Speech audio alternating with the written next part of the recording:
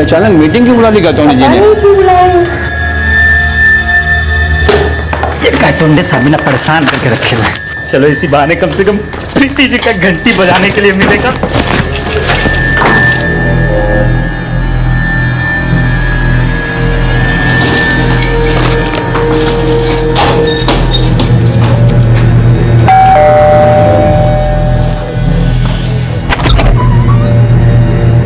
Hello प्रीति madam. क्या चाहिए? हम तो देने आए हैं गातोंडे साहब की अर्जी। 12 बजे बुलाए हैं सबको, नीचे आ जाइएगा।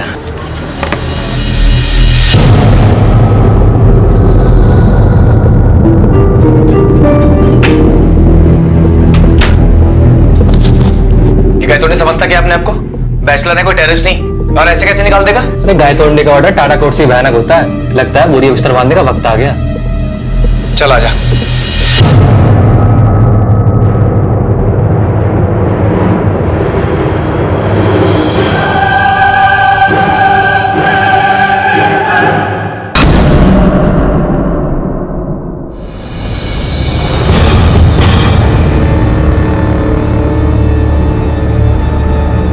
नमस्कार। आजकल हमारी सोसाइटी में जो अभद्रता चल रही है उसे रोकने के लिए सोसाइटी मेंबर्स ने डिसाइड कर लिया है कि आज के बाद किसी भी बैचलर भाड़ोत्री को अलाउ नहीं किया जाएगा। 30 दिन के अंदर अंदर सब बैचलर भाड़ोत्री को रूम खाली करना पड़ेगा। माना कि हम सभी अपने परिवार के साथ वहीं रहना चाहेंगे जहां के आसपास का माहौल सभ्य और शांतिपूर्ण हो, लेकिन किसी के व्यक्तित्व को परखने के लिए क्या आप पहले यह जानेंगे कि वो इंसान बैचलर है या शादीशुदा? शायद नहीं। तो फिर यह कैसे मान लिया जाता है कि बैचलर इंसान शादीशुदा के मुकाबले गैर जिम्मेदार होता है? यह केस एक हाउसिंग सोसाइटी में रहने वाली 2 सिंगल लड़कियों रेनू और प्रीति की एक ऐसी आपबीती से जुड़ा है जिन्हें उस सोसाइटी में रहने वाले बाकी बैचलर्स के साथ 1 महीने में फ्लैट खाली करने का नोटिस मिला था। लेकिन कुछ ऐसा हुआ कि इन आशियाना ढूंढने वालों की उम्मीदों का छप्पर भी गिर गया। सर, रितु पैराडाइज में हमारे 2 फ्लैट हैं। एक में हम खुद रहते हैं और दूसरा हमने इन दोनों लड़कियों रेनू और प्रीति को भाड़े पे दे रखा है।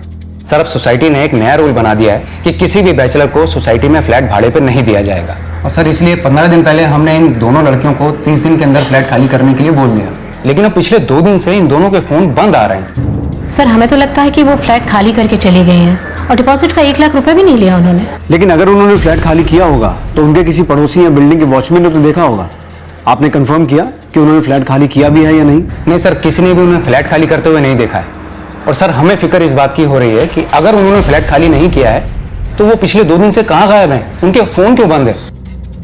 आपके पास उनके घर वालों का नंबर भी तो होगा, उनसे पूछा आपने? सर, एग्रीमेंट रेनू के नाम से है और उसका नेटिव एड्रेस नासिक का है, लेकिन उसमें किसी भी फैमिली वाले का नंबर नहीं है। और सर, जिस कॉल सेंटर में ये दोनों लड़कियां काम करती हैं वहाँ प्रीति ने मेरा number as a local guardian दे रखा है। वहाँ से मुझे फ़ोन भी आया था और उन्होंने मुझे बताया कि ये दोनों लड़कियां बिना इन्फॉर्म किए 2 दिन से ऑफिस भी नहीं आ रही हैं। आप दोनों लड़कियों का नंबर और बाकी जो भी डिटेल्स हैं आप लिखवा दीजिए, हम देखते हैं। शिंदे आइए।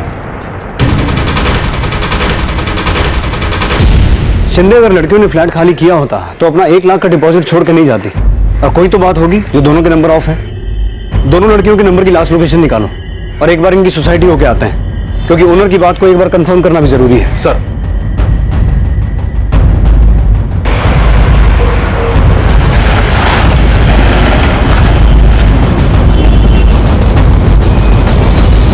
हाँ गातोंडे साहब, सोसाइटी में पुलिस आई है।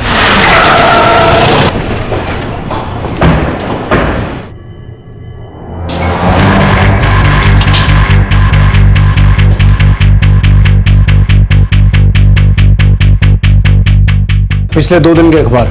शिंदे,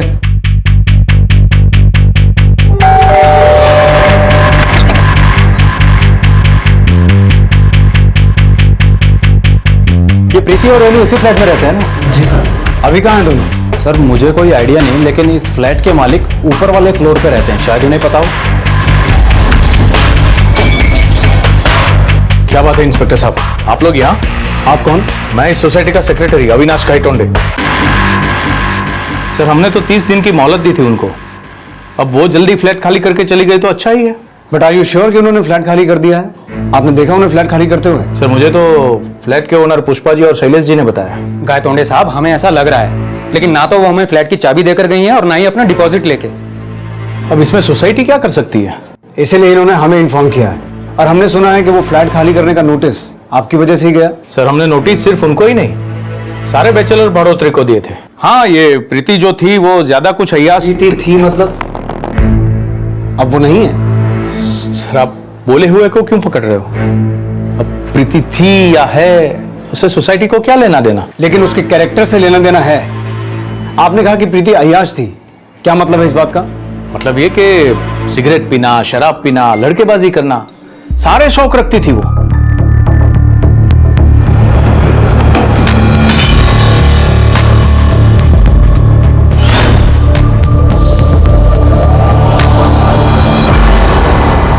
प्रीति आपके लिए अय्याश थी, और रेनू वो कैसी थी? वो तो सीधी सादी थी बेचारी, यूं समझ लीजिए कि गेहूं के साथ गुण भी पिस गया। सर अगर आपको प्रीति के बारे में ज्यादा जानकारी चाहिए तो करण से बात कर लीजिए। करण कौन? एक और अय्याश बैचलर। आपको प्रीति और करण के किस्से ये बबन बताएगा। बबन बता इनको। साहब, वो करण का लफड़ा चालू था प्रीति मैडम से, हमेशा उसके फ्लैट में ही घुसा रहता था। सर वो गायतोंडे जी है ना, वो मुझे और प्रीति को लेके हमेशा कोई ना कोई रूमर फैलाते रहते हैं। लेकिन तुम तो प्रीति के फ्लैट में जाते थे ना? हाँ सर जाता था, लेकिन वो सिर्फ मेरी नॉर्मल एक फ्रेंड थी, कोई अफेयर नहीं था मेरा उसके साथ। और सर वैसे भी प्रीति मैरिड है। क्या प्रीति मैरिड है? जी सर, प्रीति ने बताया था कि वो अपने पति से अलग हो गई थी, इसके अलावा ज्यादा कुछ नहीं बताया। सर मुझे सिर्फ इतना पता है कि उसके हस्बैंड ने उसे धोखा दिया था। कैसा धोखा? सर ये सब तो नहीं पता, लेकिन कोई ना कोई दर्द जरूर था जिसमें हमेशा वो घुटती रहती थी। ऊपर से सर उसे सपोर्ट करने वाला कोई भी नहीं था, यहाँ तक कि वो रेनू भी। अच्छा, वो और रेनू अभी हो कहाँ सकते हैं? उसका मुझे कोई आइडिया नहीं, लेकिन हाँ प्रीति और रेनू की कभी नहीं बनती थी। और सर रेनू से मेरा कोई लेना देना नहीं। प्रीति का चरित्र जितना पेचीदा नजर आ रहा था उतना ही रहस्यपूर्ण उसका अतीत भी था। हालांकि गुमशुदा रेनू भी थी, लेकिन जो गुमशुदा बदनाम होता है उसकी गुमशुदगी को अक्सर किसी अपराध से जोड़कर जरूर देखा जाता है। लेकिन प्रीति और रेनू की गुमशुदगी किस अपराध से जुड़ी थी, यह अभी तक रहस्य बना हुआ था।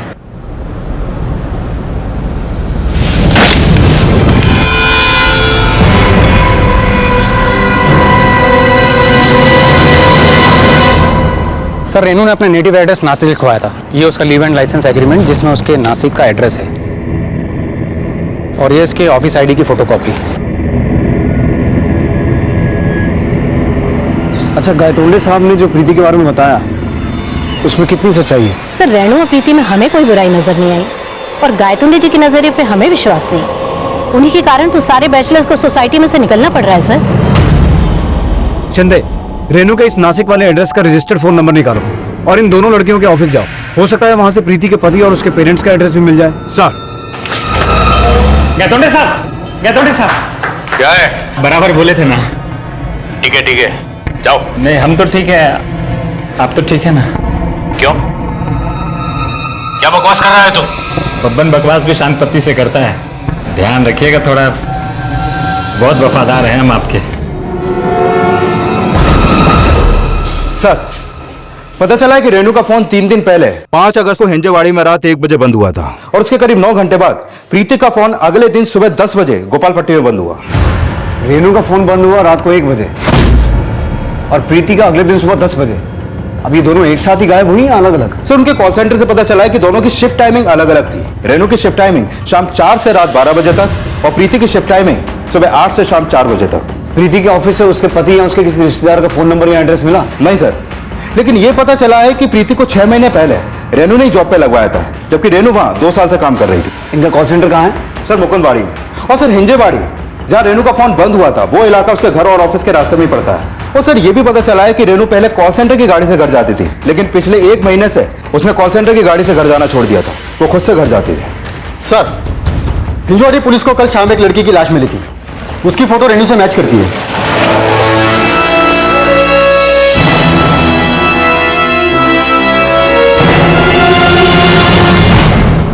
सर, हिंजेवाड़ी पुलिस ने बताया है कि क्राइम सीन के आसपास इसका पर्स, मोबाइल या कुछ भी सामान नहीं मिला। इसका मतलब है इसे मारने वाले ने इसका सामान गायब कर दिया ताकि इसकी पहचान ना हो सके। लेकिन सर, जिस नाले के पास रेनू की लाश मिली वहां से कुछ ही दूरी पर लोकल पुलिस को एक पत्थर मिला था जिस पर खून के निशान थे।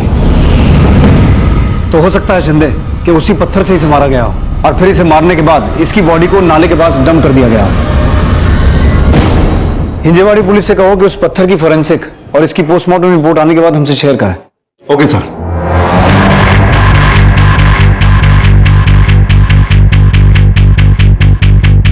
सर, रेनू के नासिक वाले एड्रेस पे उसकी माँ का फोन नंबर रजिस्टर्ड है।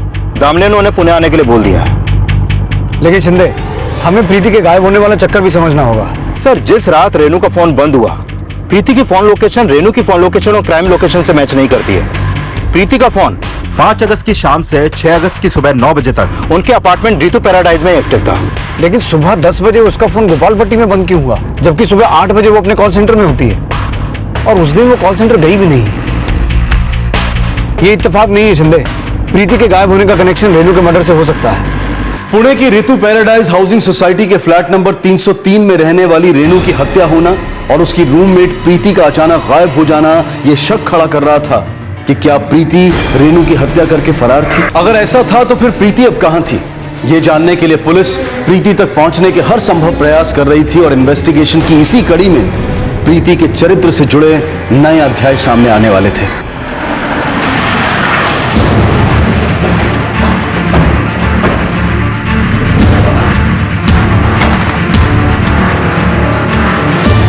पूरा घर चेक करो, देखो प्रीति के पति है उसके नेटिव एड्रेस के बारे में कुछ पता चले। Sir, Amit sir.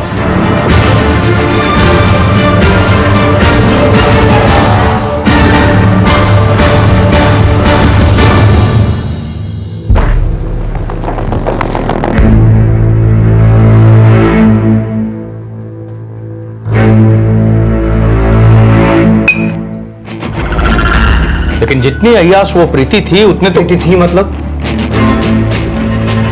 Sir, Gaitonde ने बोला था कि प्रीति बहुत अय्याश है। हो सकता है उसका अंदाजा सही हो। लेकिन समझना ही होगा शिंदे कि इन सब चीजों का रेनू के मर्डर से क्या कनेक्शन हो सकता है और प्रीति के गायब होने का क्या चक्कर है। क्या वाकई में प्रीति का रेनू के मर्डर में कोई हाथ है या फिर प्रीति के साथ भी वही कुछ हुआ जो रेनू ने फेस किया।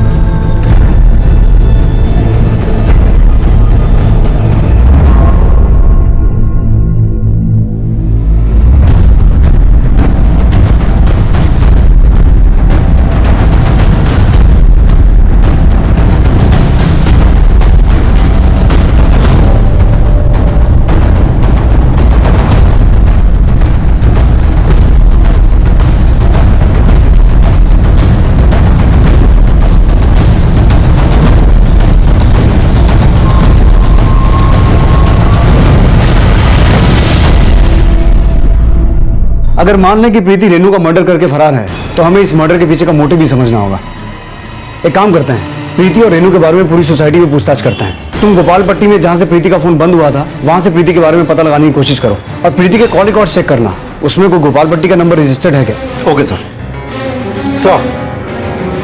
सर ये देखिए, अंदर प्रीति का ऑफिस आईडी मिले और साथ में कुछ फोटोज मिले।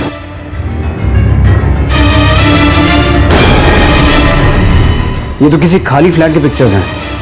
कोई खाली फ्लैट की पिक्चर्स प्रिंट करवा के क्यों रखेगा। और अगर प्रीति का आई कार्ड यहां पर है तो इसका मतलब ये हुआ कि 5 अगस्त को प्रीति घर से ऑफिस के लिए नहीं निकली थी।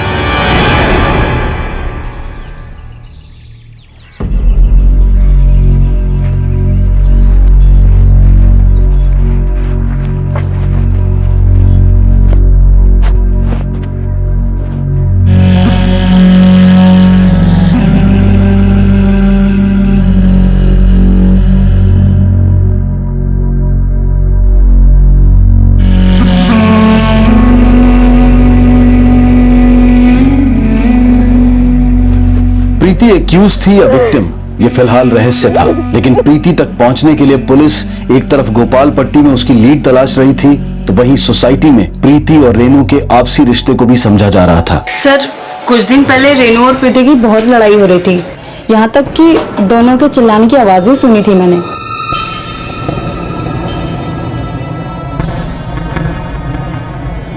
सर मैं तो दोनों से ही दूर रहती थी, और खास करके उस प्रीति से। वो मुझे फूटी आग भी नहीं भाती थी। ऐसा क्यों? वो लड़की बहुत अय्याश थी, यहाँ तक कि वो मेरे पति को भी अपने जाल में फांसने की कोशिश कर रही थी। सर दोनों लड़कियां काफी फ्रैंक थी और घर से निकलते वक्त अक्सर हाय हेलो हो जाती थी। लेकिन तुम्हारी बीवी तो कुछ और ही कर रही है। सर पूरी सोसाइटी प्रीति को कैरेक्टरलेस समझती थी, शायद इसीलिए उसे गलतफहमी हो गई थी। तो तुम्हें प्रीति कैरेक्टरलेस नहीं लगती? I am not sure sir, और वैसे भी उसके बारे में हमें ज्यादा नहीं पता, लेकिन करण और उमार अक्सर उसके घर आते जाते थे। करण और उमार? करण से तो हम मिले हैं, उमार कौन है? करण का रूममेट सर। सर मैं तो कभी कभी करण के साथ ही वहाँ चला जाता था। वो लोग भी अकेले रहते थे और हम भी सर, इसीलिए एक दूसरे की कंपनी शेयर कर लेते थे। किस तरह की कंपनी शेयर करते थे? बस सर ऐसे ही गायतोंडे जी हम बैचलर से बहुत चिढ़ते थे सर, यही सब हम मिलकर शेयर करते थे। देख लेना, ये गायतोंडे सोसाइटी में बैचलर्स को रहने नहीं देगा। मैंने सुना सारे फ्लैट ओनर से पर्सनली मिलके कोई नया रूल लाने वाला है।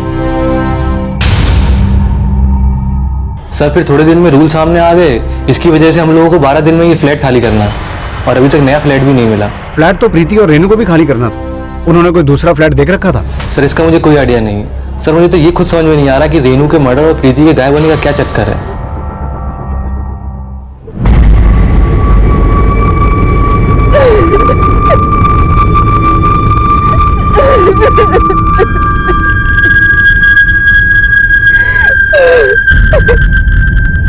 क्या प्रीति के आंसू उसके द्वारा किए गए अपराध के पश्चाताप से जुड़े हुए थे, या फिर उसकी पीड़ा का रहस्य कुछ और ही था? लेकिन जब रेनू की मां पुलिस से मिली, तब वो रेनू की हत्या के लिए प्रीति को ही कोस रही थी। रेनू मेरा इकलौता सहारा थी। मैंने उसे हमेशा कहा कि प्रीति के चक्कर में मत पड़, लेकिन उसने मेरी एक नहीं सुनी। प्रीति के बारे में क्या जानती हैं आप? बस इतना जानती हूँ कि प्रीति के पति ने उसे छोड़ दिया था। प्रीति के पति को जानती हैं? नहीं, बल्कि मैं तो प्रीति से भी कभी नहीं मिली। 6 महीने पहले रेनू ने फोन करके बताया कि वो और प्रीति दोनों साथ में रह रहे। गायतोंडे साहब, अरे गायतोंडे साहब, गायतोंडे साहब, गायतोंडे साहब, क्या है? आपको पता है हिंजेवाड़ी में रेनू का लाश मिला। सारी सोसाइटी को पता चल चुका है, तो सोसाइटी के सेक्रेटरी को पता नहीं होगा क्या? आप तो उड़ते हुए चिड़िया का पर गिन लेते हैं, आपको तो पहले से ही पता होगा सर। ये फाइल डीआईजी साहब के ऑफिस भिजवा देना। सर प्रीति के कॉल रिकॉर्ड में गोपाल पट्टी से रिलेटेड तो कोई भी नंबर नहीं मिला, लेकिन उसके फोन पर एक शांति मालवनकर नाम की औरत के अक्सर फोन आते थे। प्रीति का सरनेम भी मालवनकर है। होना हो शांति मालवनकर उसकी कोई रिश्तेदार है। कहाँ रहती है? सर पुणे की है, और बनवाड़ी के एड्रेस पर उसका फोन नंबर रजिस्टर्ड है।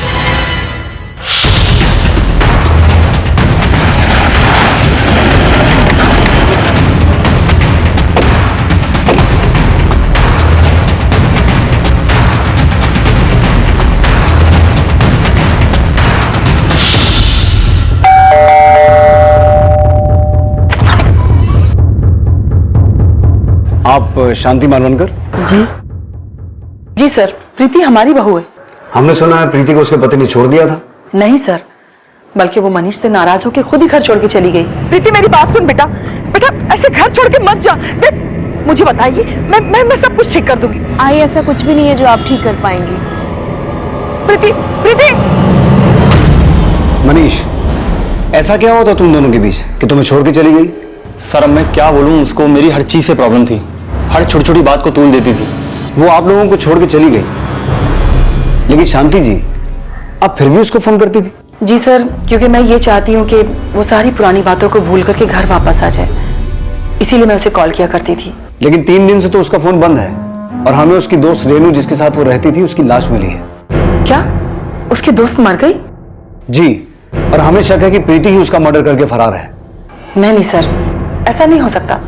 मेरी प्रीति ऐसा नहीं कर सकती। अरे वो किसी को मारना तो दूर, किसी का दिल तक नहीं दुखा सकती है। शांति जी, हमने तो सुना है कि आपकी बहू प्रीति शराब सिगरेट सब पीती थी, और जहां वो अपनी दोस्त रेनू के साथ रहती थी वहां और भी कई चीजों के लिए बदनाम है। सुना माँ कैसी है वो, और आप उसे वापस लाना चाहती हैं। सर हमारी शादी में माँ ने लगभग 12 लाख के गहने चढ़ाए थे, और जिस दिन वो गई सारे लेके चली गई। सर मनीष 12 लाख के गहनों की बात कर रहा था, लेकिन जब हमने प्रीति का फ्लैट सर्च किया तब तब हमें वहां पर कोई भी गहने नहीं मिले। तो हो सकता है प्रीति के ही हाथों रेनू का मर्डर हो गया हो और प्रीति वहां से अपना सब कुछ लेकर भाग गई हो।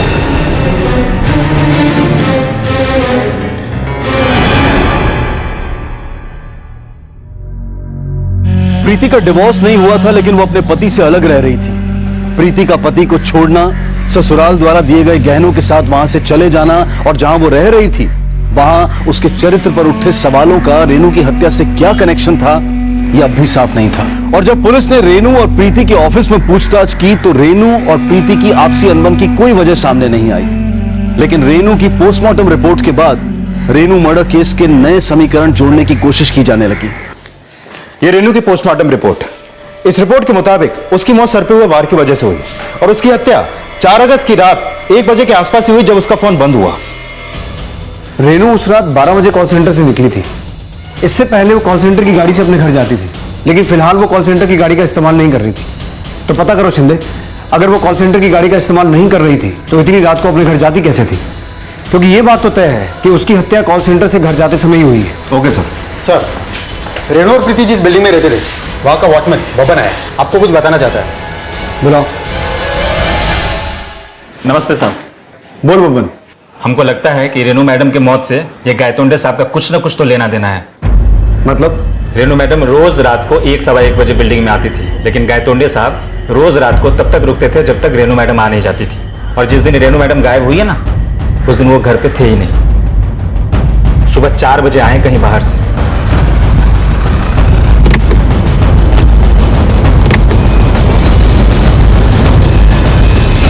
उस दिन सुबह 4 बजे मैं शिरडी से वापस आया था।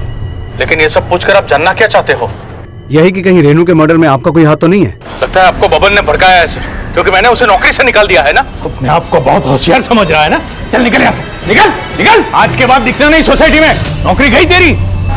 सर मुझे रात को नींद नहीं आती, इसलिए मैं वॉक करता रहता हूँ। उसका मतलब ये नहीं कि मैं अपनी पोती की उम्र की लड़की को बुरी नजर से देखूं। ये बबन के दिमाग में तो कचरा भरा हुआ है सर। उसे भी मेरे बारे में यही लगता था, इसलिए मैंने उसे नौकरी से निकाल दिया।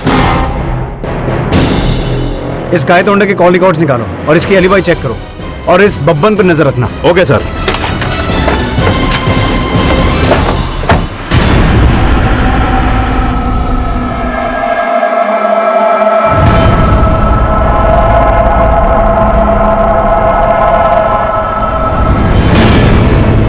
सोसाइटी के सेक्रेटरी अविनाश गायतोंडे के साथ साथ उसके खिलाफ बयान देने वाला बब्बन और सोसाइटी के बाकी सस्पेक्ट्स पुलिस की नजर में थे। और तभी रेनू और प्रीति के बारे में कुछ नई जानकारियां सामने आई। सब प्रीति मैडम और रेनू मैडम के झगड़े का तो पता नहीं, पर हाँ एक औरत यहाँ पे प्रीति मैडम से झगड़ा करने जरूर आती थी। कौन औरत? उतना तो याद नहीं है, पर वो औरत प्रीति मैडम को बहू बहू करके बुलाती थी। प्रीति, प्रीति बहू, बहू घर चलो। कैसी हो तुम? सुनो सुनो प्रीति।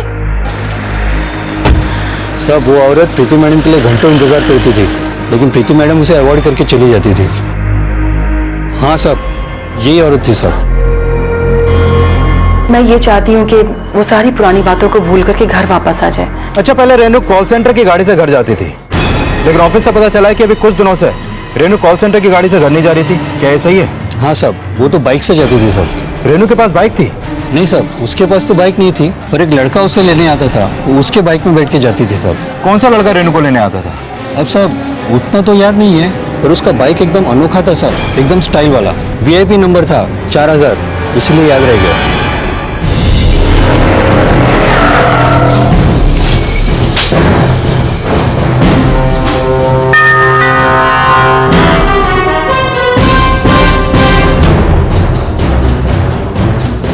हाँ सर, वो बाइक मेरे ही नाम पे रजिस्टर्ड है, लेकिन ये आपको क्यों जानना है?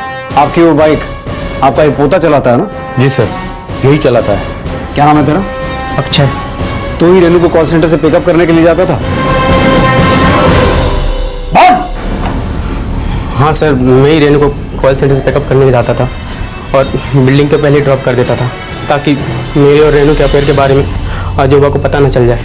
तो 5 अगस्त की रात को भी तू ही गया होगा उसे पिक करने के लिए? नहीं सर, उस रात में नहीं गया था, मेरी बाइक खराब हो गई थी। आप चाहो तो किसी से ही पूछ लो। ठीक है, तो जब तक हम ना कहें तुम और आप गायतोंडे साहब शहर छोड़कर नहीं जाएंगे। Okay sir. सर मैंने कंफर्म किया 5 अगस्त को अक्षय की बाइक रिपेयर के लिए गैरेज में थी और उसके फ़ोन की लोकेशन भी उसके खुद के घर की थी। और सर ये भी कंफर्म किया कि रेनू उस दिन कॉल सेंटर की गाड़ी से नहीं गई थी। Excuse me sir. हाँ ओके लेके आओ उसे। सर वनवाड़ी पुलिस स्टेशन से फ़ोन था, उन्होंने प्रीति को सह्याद्री पार्क से पकड़ लिया।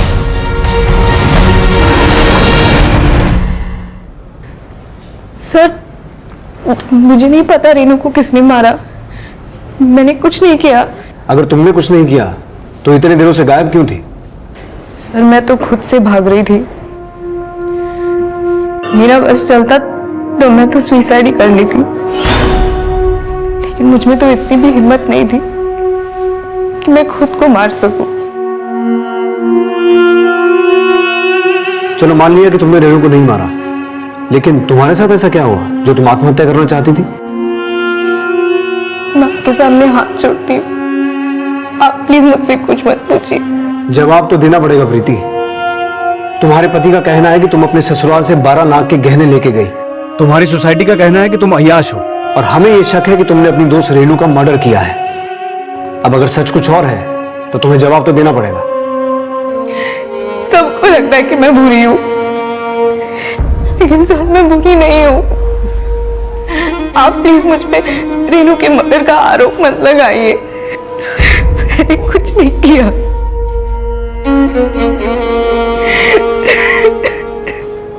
सर ये तो कुछ भी क्लियर नहीं बोल रही है, कहीं कोई ड्रामा तो नहीं कर रही?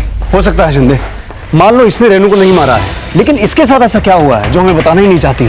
सर गायतोंडे के पोते अक्षय पे किसी ने जानलेवा हमला किया है, सिटी हॉस्पिटल में एडमिट है।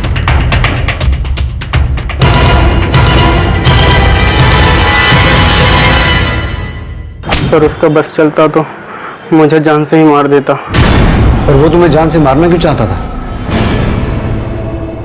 सर उसने मेरी रेनू को मुझसे छीना, मैं उसे सिर्फ सबक सिखाना चाहता था। रेनू का अफेयर तो अक्षय से चल रहा था, तो फिर रेनू को मेरी रेनू क्यों बोल रहा है?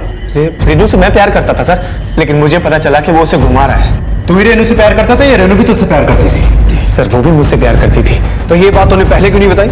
सर मैंने इसलिए नहीं बताई कि कहीं उसके गायब होने का शक आप मुझ पे ना करें। लेकिन हमें तो लग रहा है उसको मारने में भी तेरा ही हाथ है। नहीं सर मैंने रेनू को नहीं मारा सर, मैं उससे प्यार करता था। लेकिन ये बात भी सच है कि रेनू मुझे धोखा दे रही थी। प्रीति ने मुझे कई बार कहा कि रेनू मुझसे प्यार नहीं करती, और सर वैसे भी रेनू की वजह से प्रीति बदनाम हो रही थी। मतलब? शराब और सिगरेट रेनू के शौक थे, प्रीति तो उसे हाथ तक नहीं लगाती थी। इसका मतलब ये हुआ कि अय्याश रेनू थी और बदनाम प्रीति हो गई। एक बात बता, तुझे क्या लगता है तेरे और अक्षय के अलावा रेनू का अफेयर और किससे हो सकता है? सर उनके फ्लैट में उमर और सिद्धार्थ भाई आया जाया करते थे सबको, और मुझे ये लगता था कि वो प्रीति से मिलने जा रहे हैं, लेकिन अब लगता है कि उनका अफेयर भी रेनू से होगा। हाँ सर रेनू का मुझसे भी रिलेशन था, लेकिन मैंने उसे नहीं मारा सर। मैं मानता हूँ सर मेरा रेनू से अफेयर था, लेकिन मैंने उसे मारा नहीं सर। सर इन सब का रेनू के मर्डर में हाथ हो सकता है, लेकिन इनमें से किसी के भी खिलाफ अभी तक हमारे पास कोई एविडेंस नहीं है, और प्रीति भी बार बार यही दोहरा रही है कि उसने रेनू को नहीं मारा। शिंदे एविडेंस तो प्रीति के खिलाफ भी नहीं है, लेकिन ऐसी क्या बात है जो वो छुपा रही है? प्रीति के घर से हमें ये फोटोग्राफ्स मिले थे जो किसी खाली फ्लैट के हैं। आखिर ये फोटोग्राफ्स प्रिंट करवाए क्यों गए थे? सर ये मेरे फोटोग्राफ्स नहीं है, रेनू के होंगे। लेकिन रेनू ने ये फोटो अपने पास क्यों रखे हुए थे? क्या रेनू या फिर तुम दोनों इस फ्लैट में शिफ्ट होने वाले थे? सर मुझे नहीं पता। शिंदे कहीं ऐसा तो नहीं कि फ्लैट के इन फोटोग्राफ्स का रेनू के मर्डर के साथ कोई कनेक्शन हो? एक काम करो, इंटरनेट पर सर्च करो, क्या किसी ने अपना फ्लैट बेचने या किराए पर देने के लिए ये फोटोग्राफ्स किसी साइट पर अपलोड किए हैं? Okay sir. सर प्रीति के साथ आइए, शांति, प्रीति की जमानत के लिए।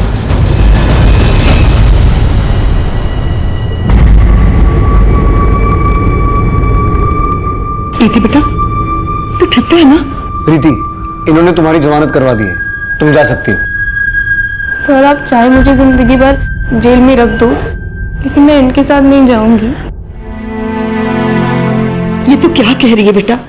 अगर मेरे मनीष से कोई गलती हुई है ना तो उसकी तरफ से मैं तुमसे 1000 बार माफी मांगने के लिए तैयार हूँ, लेकिन ऐसा मत बोल बेटा। चल मेरे साथ घर चल। आई मेरे पास कोई गहने नहीं है, मैं कंगाल हूँ। मेरी धन दौलत सब तो ही है बेटा।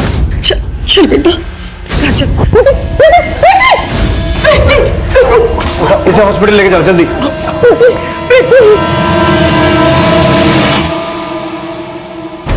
सर जरूर प्रीति और उसके पति मनीष के बीच में कोई ऐसी अनबन हुई होगी जिस वजह से इस हालत में भी प्रीति अपने ससुराल नहीं जाना चाहती। शिंदे, पति ही नहीं, वजह सास से जुड़ी भी हो सकती है। सर हो सकता है शांति जी प्रीति को अपने साथ गहनों के लालच में ले जाना चाहती हूँ। लेकिन ये भी साफ है शिंदे कि हमें प्रीति के घर से कोई गहने मिले नहीं। अब या तो उसने वो गहने कहीं छुपा दिए हैं या फिर बेच दिए हैं। कैसे भी करके ये पता करो कि प्रीति उस दिन वहां गोपाल पट्टी में कहाँ थी, और पुणे में जितने भी पुराने गहने खरीदने वाले सुनार हैं सबसे पूछताछ करो। पुलिस अब प्रीति के उन 12 लाख के गहनों का राज पता कर रही थी जो वो अपने पति के घर से लाई थी। वहीं इन्वेस्टिगेशन के दौरान प्रीति के घर से मिले उस फ्लैट के फोटोग्राफ से जुड़े खुलासे में कुछ नए समीकरण सामने आए। सर इस ऐड में जो फोटोग्राफ्स अपलोडेड हैं ये वही फोटोग्राफ्स हैं जो हमें प्रीति और रेनू के फ्लैट में मिले थे। लेकिन सर ये ऐड सेल के लिए है। प्रीति ने हमें कहा था कि ये फोटोग्राफ्स रेनू के हैं, तो क्या रेनू ये फ्लैट खरीदना चाहती थी? लेकिन रेनू का फाइनेंशियल स्टेटस इतना अच्छा नहीं था कि वो फ्लैट खरीद सके। लेकिन शिंदे, अगर रेनू ने ये प्रिंट निकाले थे तो किस मकसद से? सर भीमनगर के अभिनंदन ज्वेलरी शॉप पे 2 अगस्त को प्रीति ने अपने गहने बेचे थे और ज्वेलर्स ने उन गहनों के 12.5 लाख रुपए कैश प्रीति को दिए थे। 12.5 लाख? अगर 2 अगस्त को उसके पास 12.5 लाख रुपए कैश था तो वो कैश गया कहाँ? सर कहीं ऐसा तो नहीं कि रेनू ने प्रीति को चीट किया हो? उसने उस फ्लैट के फोटोग्राफ्स दिखाकर प्रीति से पैसे हड़प लिए और शायद इसी वजह से प्रीति के हाथों रेनू का मर्डर हो गया हो। ऐसा माना जा रहा था कि कहीं रेनू की हत्या प्रीति को दिए गए पैसों के धोखे से तो नहीं जुड़ी थी, और जल्द ही प्रीति की चुप्पी की वजह का एक चौंका देने वाला राज सामने आया। सब प्रीति का रेप हुआ है, उसके प्राइवेट पार्ट्स पर इंजरी मार्क्स हैं। प्रीति चुप रह के क्या साबित करना चाहती हो? तुम बता क्यों नहीं रही हो कि तुम्हारे साथ किसने? प्लीज आप मुझसे कुछ मत पूछिए। लेकिन ऐसी क्या मजबूरी है जो तुम चुप रहकर अपने ही अपराधी को बचा रही हो? क्या तुम्हारी सोसाइटी में से किसी ने तुम्हारे साथ? प्लीज आप मुझे मेरे हालात पे छोड़ दीजिए। प्रीति की चुप्पी इस केस को और भी जटिल बना रही थी, और अंदाजों के आधार पर प्रीति की सोसाइटी में रहने वाले लड़कों को प्रीति रेप केस का सस्पेक्ट मानकर पूछताछ की जा रही थी। सर मैंने प्रीति के साथ कुछ भी नहीं किया, ट्रस्ट मी सर। तुमने सिर्फ उसका रेप ही नहीं, उसके 12.5 लाख रुपए भी चुराए हैं। सर मैंने कोई पैसे नहीं चुराए, ना तो मैंने प्रीति के साथ कुछ किया है और ना ही रेनू के साथ। पूछताछ की इस कड़ी में रेनू और प्रीति के फ्लैट ओनर द्वारा सिक्योरिटी गार्ड बब्बन पर भी शक जताया गया। सर प्रीति कई बार बोलती थी कि बब्बन उसको बुरी नजर से देखता है, और मैंने उसकी कंप्लेंट गायतोंडे से भी की थी, लेकिन वो तो प्रीति को ही गलत बोलने लगे। साहब बोलते हैं साहब, हम मानते हैं कि प्रीति मैडम हमको बहुत अच्छी लगती थी, लेकिन हम तारने के अलावा और कुछ किया ही नहीं है। सही बता रहे हैं साहब, हमको तो लगता है ये गायतोंडे साहब ने ही प्रीति मैडम के साथ ये सब किया है। ऐसा कैसे कह सकते हैं आप? बिना किसी सबूत के अगर दोबारा मुझ पर इल्जाम लगाया तो मानहानि का केस कर दूंगा मैं। सर कहीं ऐसा तो नहीं कि प्रीति का रेप और वो 12.5 लाख रुपए गायब होने के पीछे प्रीति के पति का ही हाथ हो, और शायद इसी वजह से प्रीति अपनी सास के साथ जाने से घबरा रही थी। हो सकता है। प्रीति के पति को बुलाओ, एक बार उससे भी अच्छे से पूछताछ कर ही लेते हैं। Okay sir. सर मैं प्रीति से पिछले 6 महीने से नहीं मिला हूं, और आप मुझ पर यह एलिगेशन लगा रहे हैं। अभी तो सिर्फ एलिगेशन लगाए हैं, जरूरत पड़ी तो डंडे भी लगाएंगे। रेप एक्यूज को कैसे पीटा जाता है तुझे अंदाजा नहीं है। सर मैं प्रीति क्या किसी का रेप नहीं कर सकता। मैं नपुंसक हूं सर। अगर तुम नपुंसक हो तो तुमने प्रीति से शादी की क्यों? मैं किसी से शादी करना नहीं चाहता था सर, लेकिन आई ने मेरी शादी जबरदस्ती प्रीति से करा दी। आई को मेरे बारे में कुछ नहीं पता। शादी के बाद मैं प्रीति के सामने शर्मिंदा नहीं होना चाहता था, इसलिए मैं उससे दूर रहने के बहाने ढूंढने लगा। मैं उसे जानबूझ के झगड़ा करता था।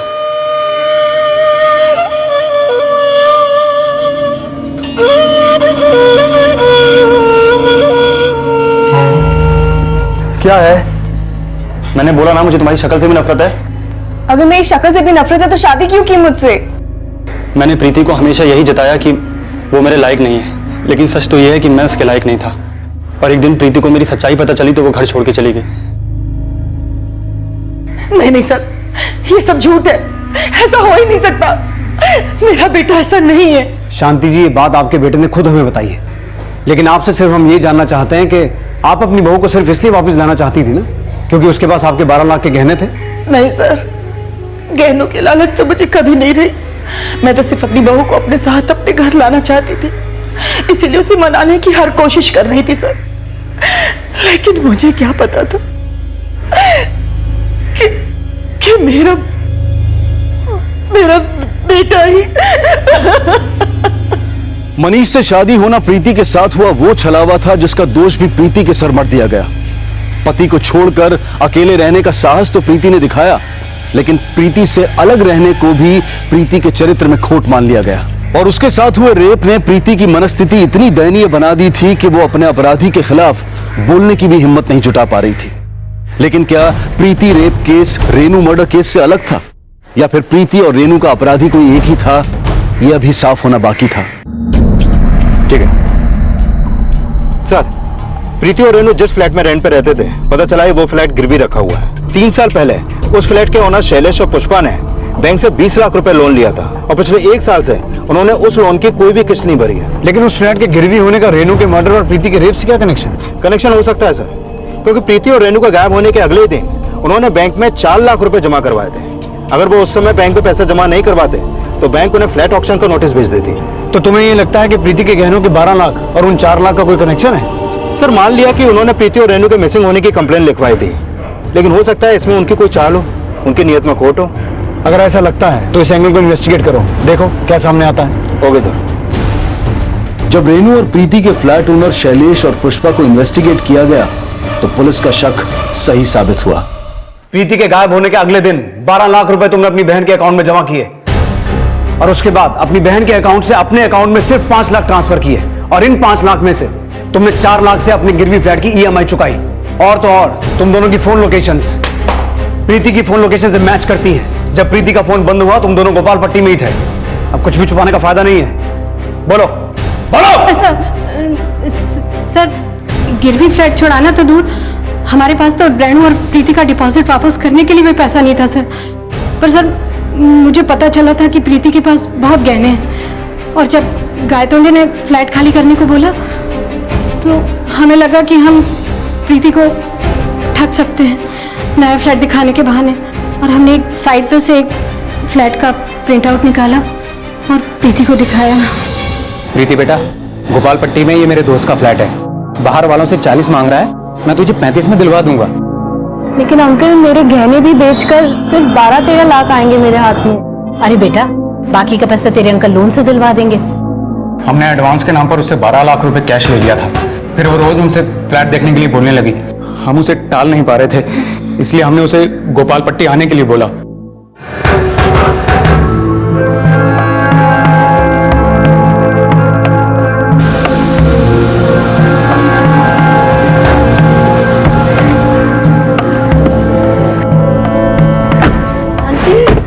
ये कहाँ आए हम?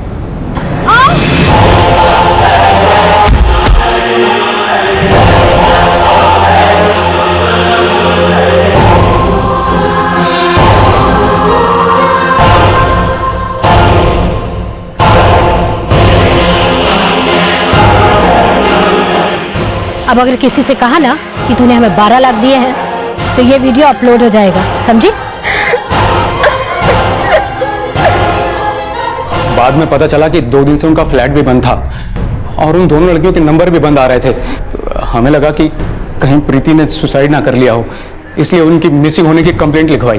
प्रीति को तो 12 लाख के लिए ब्लैकमेल किया, और रेनू, उसे क्यों मारा? नहीं सर, रेनू को हमने नहीं मारा है सर। शिंदे, जब तक ये सच ना बोले अच्छे से सेवा करो इनकी। बहुत जोर देने के बावजूद भी शैलेश और पुष्पा अपने बयान पर कायम रहे। अगर उन्होंने रेनू को नहीं मारा तो किसने मारा था, ये जानने के लिए पुलिस अब प्रीति से नए सिरे से पूछताछ कर रही थी। मैं बहुत डर गई थी सर। मुझे लगा कि अगर मेरा वीडियो अपलोड हो गया तो मैं किसी को मुंह दिखाने लायक नहीं रहूंगी। पहले से ही इतनी बदनाम थी मैं। हमने सुना कि कैरेक्टर रेनू का खराब था, उसके कई अफेयर्स थे। हाँ सर, लेकिन वो जैसी भी थी दिल की बुरी नहीं थी, उसने हमेशा मेरी मदद की। लेकिन उसकी वजह से तुम्हें सोसाइटी में बदनामी भी तो मिली। देख रेनू, मैं तुझे ब्लेम नहीं कर रही हूँ, लेकिन जब लोग मेरे कैरेक्टर पे उंगली उठाते हैं ना तब मुझसे सहन नहीं होता। दुनिया वालों की बात एक कान से सुनकर ना दूसरे कान से निकाल देनी चाहिए। तू जैसे सोचती है वैसे मैं नहीं सोच पाती। तो तू क्या चाहती है? अपने पति के पास वापस जाना चाहती है? बदनाम होकर रहने से तो बेहतर ही है कि मैं घुट घुट के जी लूं। रेनू मेरी इस बात से नाराज थी, लेकिन हम दोनों के बीच में सुलह हो गई थी। अगर तुम्हारी उससे सुलह हो गई थी तो फिर झगड़ा किसका था जो उसका मर्डर कर दे? हाँ सर, मैंने ही रेनू को मारा है, क्योंकि उसी के बहकावे में आके मेरी बहू मेरे घर वापस नहीं आना चाहती थी। लेकिन सर, मैं वहां उसे मारने नहीं गई थी, मैं तो वहां उसे विनती करने गई थी, उसे समझाने गई थी। रेनू, रेनू, रेनू बेटा, आप यहाँ देख बेटा, मैं तेरे सामने हाथ जोड़ती हूँ, मेरी बहू को वापस मेरे पास भेज दे। जब प्रीति आपके साथ नहीं रहना चाहती, आप क्यों जबरदस्ती करती है उसके साथ? छोड़िए उसे उसके हाल पर। तो अब मैं समझ गई कि तूने ही उसे रोक रखा है। तू अपने आप को दोस्त कहती है, अरे दोस्त तो वो होते हैं जो अपने दोस्तों का घर जोड़ते हैं, और तू उसके पति से तू अलग कर रही है। काय का पति? आपको पता भी है आपका बेटा तो मर्द तक नहीं है, नामर्द है वो। बना दिया उसे प्रीति का पति। उसने मेरे बेटे को नामर्द बोला तो मुझसे सहन नहीं हुआ, उसकी बॉडी को वहीं नाले के पास छोड़ दिया और उसका आईडी कार्ड और पर्स लेके मैं वहां से निकल गई। लेकिन सर, तब मुझे सच नहीं पता था, मुझे नहीं पता था कि रेनू मेरे बेटे के बारे में जो भी बोल रही है वो सच बोल रही है। मैं तो बस इतना ही चाहती थी कि मेरे बेटे और बहू खुश रहे, लेकिन अपनी तकदीर टूटी थी सर।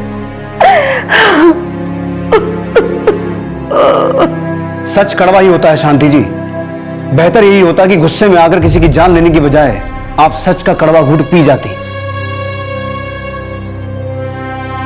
प्रीति और मनीष का रिश्ता शांति की नजर का वो क्षितिज था जिसे वो दूर से जुड़ता हुआ तो देखती थी, लेकिन इस हकीकत से अनजान थी कि उनका रिश्ता उन दो समानांतर रेखाओं की तरह था जिनकी दूरी वो कभी खत्म नहीं कर पाएगी। कभी कभी नजर के भ्रम को भी सच मान लिया जाता है, लेकिन अपने इस भ्रम को गलत नजरिया देना एक ऐसी भूल है जिसका खामियाजा व्यक्ति विशेष तो भुगतता ही है, लेकिन दोषी वो समाज भी बन जाता है जिसका प्रतिनिधित्व करने वाले कभी कभी भले को बुरे की संज्ञा देकर उसे बदनाम कर देते हैं। देखते हैं हमारे आज के एपिसोड की दूसरी कहानी।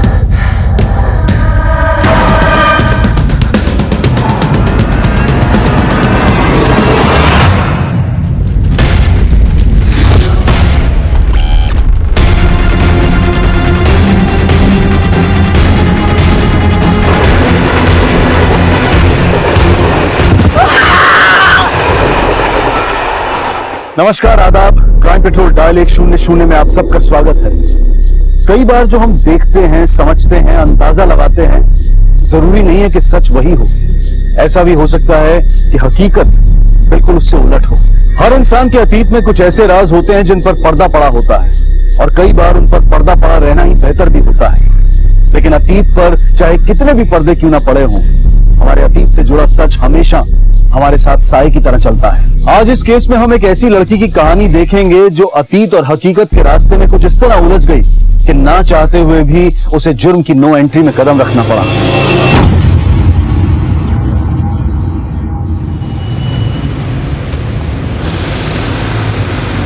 The number you are trying to call is currently not reachable.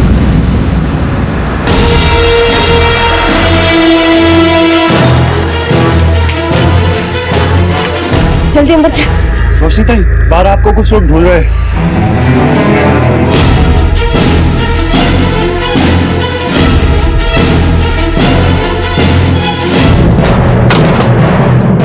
क्या हुआ रोशनी?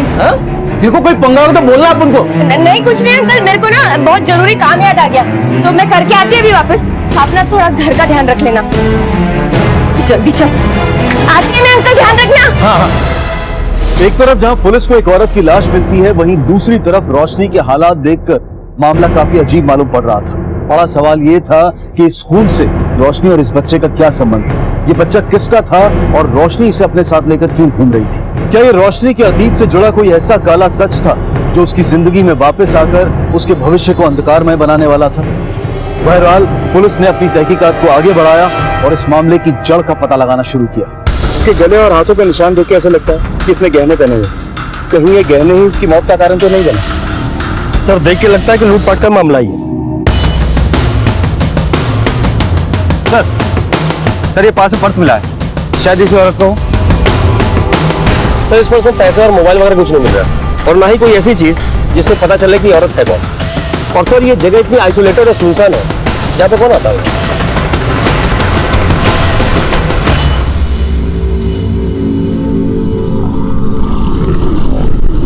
The number you are trying to call is currently not reachable. नायक, एक बात गले के नीचे नहीं उतर रही कि ये औरत इस सुनसान इलाके में क्या करने आई होगी। कहीं ऐसा तो नहीं कि हत्यारा इसे जबरदस्ती यहाँ लाया और सुनसान इलाका देखकर इन्हें मारकर ठिकाने लगा दिया, या फिर ऐसा भी हो सकता है कि इन्हें मारा कहीं और गया और लाश को डंप यहाँ किया जाए। विक्टिम की फोटो दिखाकर आसपास के लोगों से पूछताछ करो और हाँ, सभी थानों और खबरियों तक भी इसकी फोटो फैला दो। जितनी जल्दी हमें इसकी पहचान होगी उतनी जल्दी ही हम इस केस को सॉल्व कर पाएंगे। सर, बॉडी को पोस्टमार्टम के लिए भेजो। एकदम चुप रहे, बोले ना चुप रहे, काय को रो रहा है? हाँ? हेलो हेलो रोशनी। अरे मैं तेरे को बाद में फोन करती है ना, अभी बहुत परेशान है मैं। ये बच्चा किसका रो रहा है? तुम्हारे साथ कोई बच्चा है? अरे मैं बाद में बताती है ना, तू अभी फोन रख। सुन, रुक रुक रुक। कितनी बार बोला तेरे को मत भागने का, क्यों भाग रहा है? चल।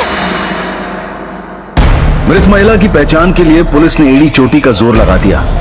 एक एक आदमी से और एक एक ऑटो वाले से पूछताछ की गई। इसको देखा तू? हाँ साहब, इस औरत को मैंने दोपहर में छोड़ा था। कहाँ पर? सर यहाँ से सीधा जाएंगे, आगे से लेफ्ट, सुनसान जगह है, वहाँ पे एक बच्चा एक औरत पहले से खड़ी थी और ये भी सर वहीं पे उतर गए। अच्छा, तुम्हें उस औरत की शक्ल याद है जिसके साथ बच्चा था? नहीं सर, मैं जल्दीबाजी में था, मैं पहचान नहीं पाया सर। कहाँ से बैठाया था इसको? सर यहीं हमें बड़ी से सर। आखिर विक्टिम के साथ ये औरत कौन हो सकती है? मानता क्यों नहीं तू? इधर इधर बैठ इधर। हाँ, कितनी बार बोला भागने का नहीं, समझ में नहीं आता तेरे को? अब चुप चुप हो एकदम, हट भागा उधर।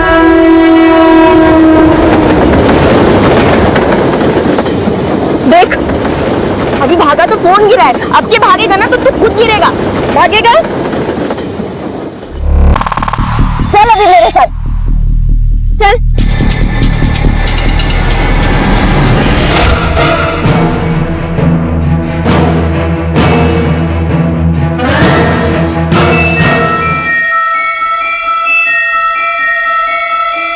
एकदम चुप कर। आज से मैं ही तेरी माँ है और तू मेरा बेटा, तो तू मेरे को क्या बोलेगा? माँ, समझा? और सुन, जो मैं बोलेगी ना आज से वही तू बोलेगा, समझ रहा है ना मेरी बात? एक बार ये सुधाकर मिल जाए ना तो सारा टेंशन खत्म हो जाएगा। अब एक काम कर, ये दवाई पी ले। अरे पी ले, इससे ना तेरे को ताकत आएगी। अरे मुंह खोल। अरे वाह, हो गया देख, अभी ना तेरे को बहुत अच्छी नींद आएगी। चल अभी आराम से टिक जा।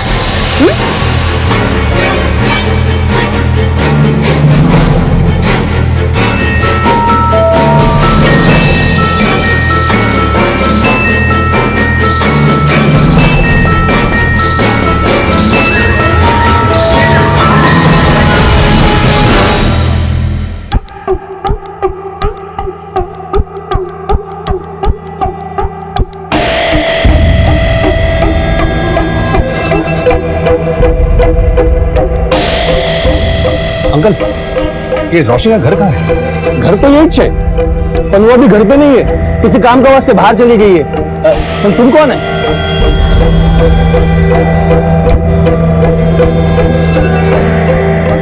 A man, A hello hello hello, a man, ये टैटू खोल रहा है? हाँ? कौन है? कौन तुम? बोला ना घर पे नहीं है, काम का वास्ते बाहर गई है, वो आएंगे ना तब आना। हाँ? चलो निकलो ऐसे, निकलो। कमाल है।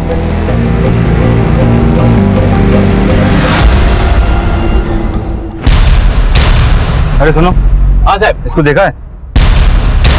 हाँ साहब, ये तो अम्मा है। ऊपर जाइए, इसका पूरा इतिहास भूगोल ऊपर मिल जाएगा। सर, उस औरत का पता मिल गया है।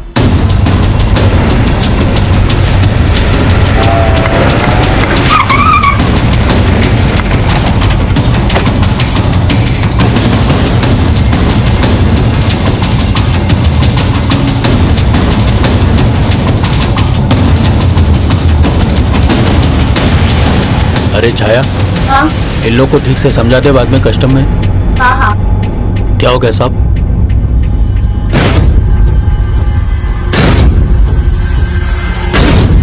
जी हम लोग उन्हें अम्मा बुलाते हैं। पर बात क्या है साहब? तुम्हारी अम्मा का खून हो गया है। क्या खून? अम्मा का खून? कुछ आइडिया है अम्मा कहाँ गई थी और किससे मिलने वाली? नहीं साहब, कुछ बताया नहीं उन्होंने, ना हम लोग उससे कुछ पूछते थे।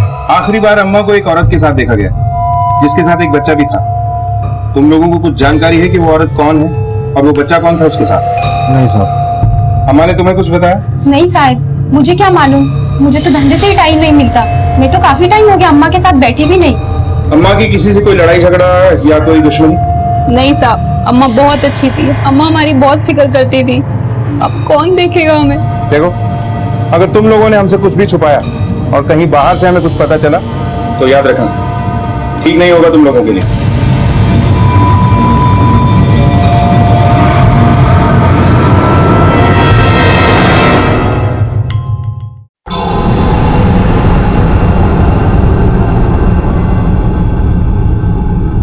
क्या बात है साहब, क्या देख रहे हो? रोशनी नहीं, रोशनी तो आज आई नहीं। आपको पुलिस चाहिए तो मेरी दुकान से ले लीजिए साहब, पूजा के लिए ही चाहिए ना। रोशनी से ही काम है।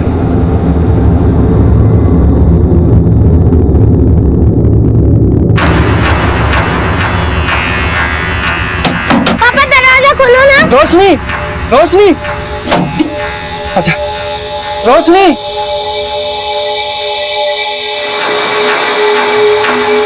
ये रोशनी कहाँ गई? अरे वेणु, किधर था तुम? पीटर अंकल, आपने रोशनी को देखा क्या? हाँ, कल दोपहर को आया था।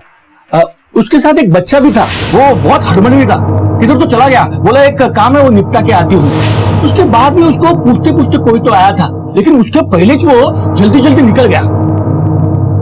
क्या मालूम किधर गई? अंकल, उसका फोन भी नहीं लग रहा है। हमको तो डर है वो किसी मुसीबत में ना फंस जाए। सर, अम्मा के कॉल रिकॉर्ड्स आ गए।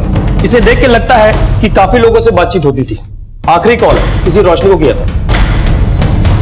रोशनी, ये कहीं वही औरत तो नहीं है जिसके साथ अम्मा को आखिरी बार देखा गया था, एक बच्चे के साथ? सुनसान जगह है, वहाँ पे एक बच्चा एक औरत पहले से खड़ी थी और ये भी सर वहीं पे उतर गए। पॉसिबल है सर, मैंने टेलीकॉम कंपनी से इसका एड्रेस लेके जब वेरीफाई किया तो पता चला कि वो फर्जी है, वो वहां पे नहीं रहती। एक बात और सर, अम्मा जी के मर्डर के बाद से इस रोशनी का फोन बंद है। नाइट, इस रोशनी का अम्मा के खून से जरूर कुछ लेना देना, क्योंकि अम्मा और रोशनी के सिम का एक साथ डेड होना सिर्फ एक कोइंसिडेंस नहीं हो सकता। इस रोशनी के भी कॉल डिटेल्स निकलवा, एक एक नंबर से खुद बात करो, कोई तो मिलेगा जो हमें इस रोशनी तक पहुंचा सके।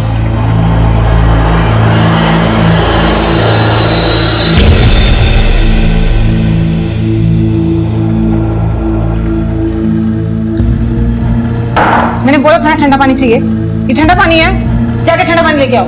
क्या रे सोनम, कैसी है तू? मैं ठीक हूँ, तू बता तू कैसी? सोनम, मेरे लिए भी कुछ काम देखना फिल्म लाइन में। मैं कब से बोल रही हूँ तुझे, ढूंढ देना कुछ।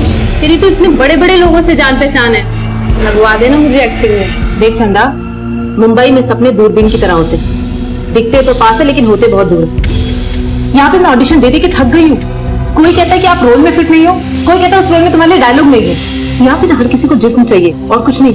कम से कम हमारी लाइन में सोने के बाद पैसा तो मिलता है और ईमानदारी भी है, इसलिए जो कर रही है उसमें ही मजे का, कुछ और मत उम्मीद कर दो। सर, रोशनी के कॉल रिकॉर्ड्स आ गए। कुछ 4 नंबर हैं जिस पर फ्रिक्वेंटली बात होती थी। मैंने सबसे बात की। आखिरी कॉल उसने अपने पति वेणु को किया था। रोशनी की मोबाइल की लास्ट लोकेशन रेलवे ट्रैक पे मिली है। मोबाइल की हालत देख के ऐसा लग रहा है जैसे वहां पे गिर गया था या तो उसे वहां फेंका गया हो।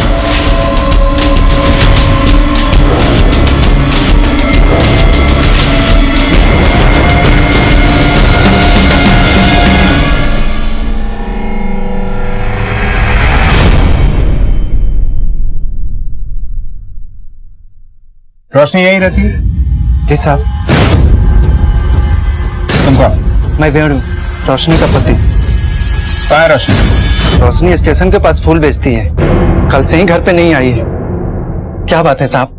नाइक, आसपास पूछताछ करो। सर, तो तुम लोग घर की तलाशी दो। कोई बात हुई क्या साहब? बात तो हमें पूछनी है। ये बच्चा कौन है? साहब ये मेरा और रोशनी का बेटा है। रोशनी ने कुछ किया क्या साहब? और कुछ बता सकते हो रोशनी के बारे में? हाँ सर, परसों जब रोशनी वापस आई तो उसके साथ एक बच्चा था, बहुत ही डरा हुआ था और रो रहा था। ये बच्चा किसका है? क्या हो गया इसको? ये खून कहाँ से आया?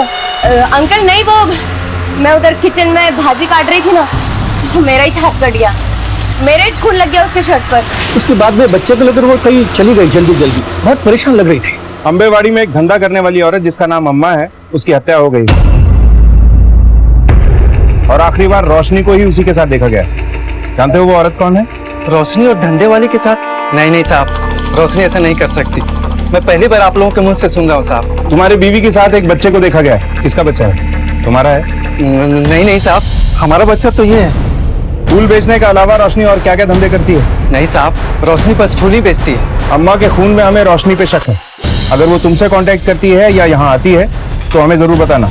इसी में तुम्हारी और उसकी भलाई। और हाँ, भागने की कोशिश मत करना। सर, अंदर कुछ नहीं लगा और कोई है भी नहीं।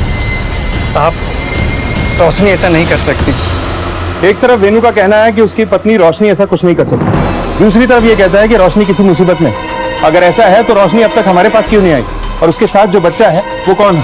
वहाँ पे एक बच्चा एक औरत पहले से खड़ी थी और ये भी सर वहीं पे उतर गए। परसों जब रोशनी वापस आई तो उसके साथ एक बच्चा था जिसके बारे में उसके पति को भी कुछ नहीं पता। सर हो सकता है ये बच्चा रोशनी ने कहीं से चुराया हो, या ये रोशनी की नाजायज औलाद हो सकता है, क्योंकि वेनू साल 2 साल में एक आध बार आता है। ऐसे में रोशनी का उससे ये बात छुपाना मुश्किल नहीं। सर अगर रोशनी इस बच्चे को नहीं पालना चाहती थी तो इसको अनाथ में छोड़ सकती थी। सर ऐसा भी हो सकता है कि रोशनी किसी का बच्चा चुराकर बेचना चाहती थी, और अगर ये सच है तो ये चाइल्ड ट्रैफिकिंग का मामला बनता है सर। लेकिन एक बात समझ में नहीं आ रही कि एक फूल बेचने वाली का एक धंधे वाली से क्या कनेक्शन हो सकता है? कहीं ये रोशनी भी धंधा तो नहीं करती थी? हमें पता करना होगा कि अम्मा का इस रोशनी से क्या कनेक्शन है। और हाँ, अगर ये बच्चा कहीं से चोरी किया गया है तो किसी न किसी थाने में इसकी मिसिंग कंप्लेंट जरूर दर्ज होगी। पिछले 10 दिनों में जितने भी बच्चे लापता हुए हैं, नेशनल मिसिंग पर्सन डेटाबेस से उनकी डिटेल्स निकलवाओ। मोहल्ले वालों से पूछताछ करके बच्चे का स्केच बनवाओ, हमें कोई ना कोई क्लू जरूर मिलेगा। सर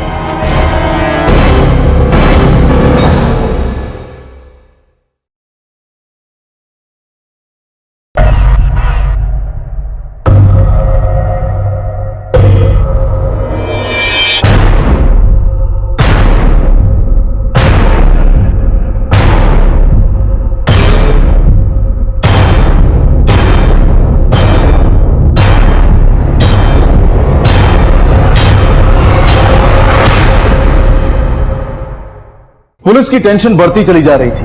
बच्चे के साथ कुछ भी होने से पहले रोशनी तक पहुंचना बहुत जरूरी था। पुलिस ने अपने आप को तहकीकात में झोंक दिया और एक ऐसा चौंका देने वाला सच सामने आया जिसने इस केस को देखने का रुख ही बदल दिया। बोल। मैं रोशनी को जानता हूँ साहब। पूरी बात बता। हाँ साहब, वो धंधा करती थी साहब, अम्मा की खास थी साहब। 1 साल हो गया वो यहाँ से चले गए साहब। सच बता रहा है? बेवा शुक्र।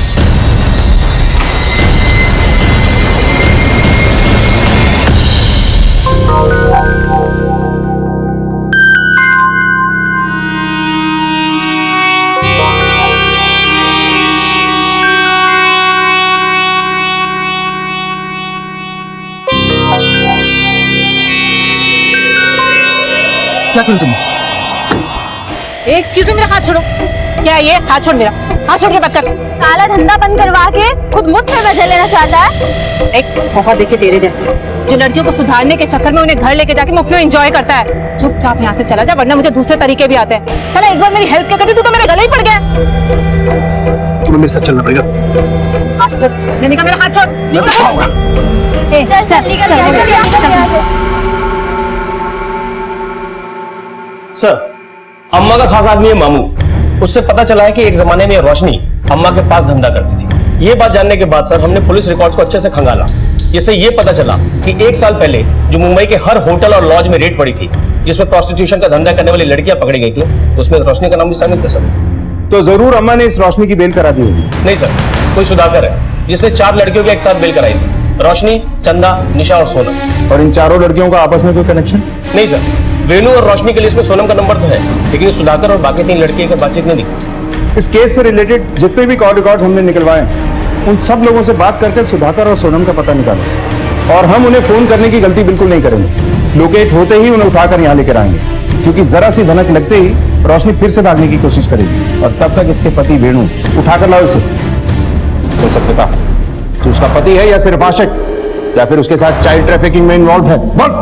साहब मैं सच बोलता है, मैं ही रोशनी का पति है। हम आंध्रा के रहने वाले हैं। रोशनी का असली नाम रेवती है। गांव में बदहाली थी, कमाई का कोई जरिया नहीं था। रेवती को बचपन में ही पैसे की लालच में बेच दिया गया। मुंबई आकर रेवती रोशनी बन गई। उसके बाद उसने अपना जिस्म बेच बेच कर कमाना शुरू किया साहब। ये बात तूने हमें पहले क्यों नहीं बताई? किस मुंह से कहता साहब, वैसे भी साल भर से उसने ये धंधा छोड़ दिया है। अरे तू तो बहुत बड़ा संत निकला रे। सब कुछ जानते हुए भी तूने रोशनी से शादी की? सच सच बता, वो तेरी बीवी है या फिर उसकी कमाई पे अय्याशी कर रहा है तू?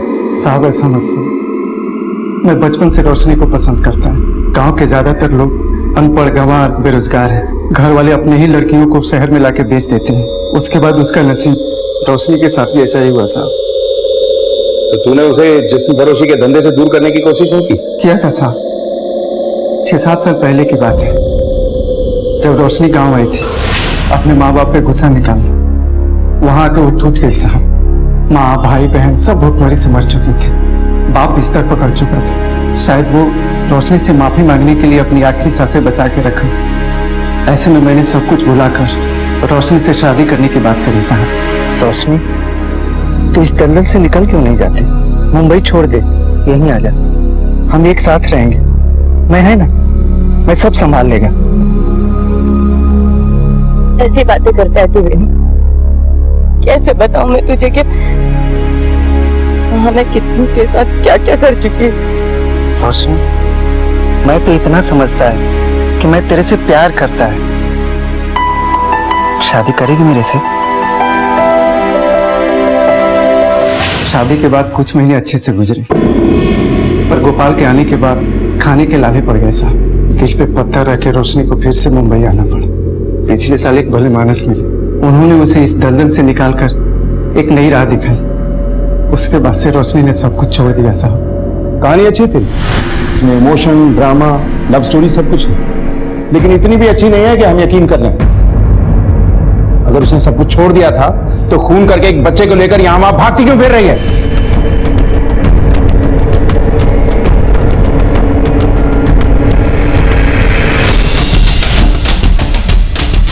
साहब मेरा यकीन करो, मेरी रोशनी ऐसा नहीं कर सकती। उसने खुद ही इतना बुरा वक्त देखा है कि किसी का बुरा कर ही नहीं सकती साहब। अगर वो भला कर रही थी और बेकसूर है तो पुलिस के पास क्यों नहीं आती? सोनू कौन, जानते हो उसे? नहीं साहब। ठीक है, जाओ, लेकिन शहर से बाहर जाने की सोचना भी मत। नायक सर, इस वेणु पे नजर रखो। रोशनी से और ये रोशनी से मिलने की कोशिश जरूर करेगा। कि चींटी ने हाथी को खा लिया। स्टोरी अच्छी थी ना? ये बताओ कि तुम स्कूल जाते हो? अरे वाह, अच्छा कौन से स्कूल में जाते हो? I study at Kapadia School, Thane. चलो ठीक है, अपना नाम बता दो कि तुम्हारा नाम क्या है? My name is Banti Shukla. अच्छा तुमको ये पता है कि तुम रहते कहाँ? मैं इसको कितना पूछी, एक शब्द भी नहीं बोला। तो तेरे को कैसे पटर पटर करके जवाब दे रहा है? हो गया तेरा। अच्छा रोशनी ये बता कि तू ये काम कर पाएगी ना?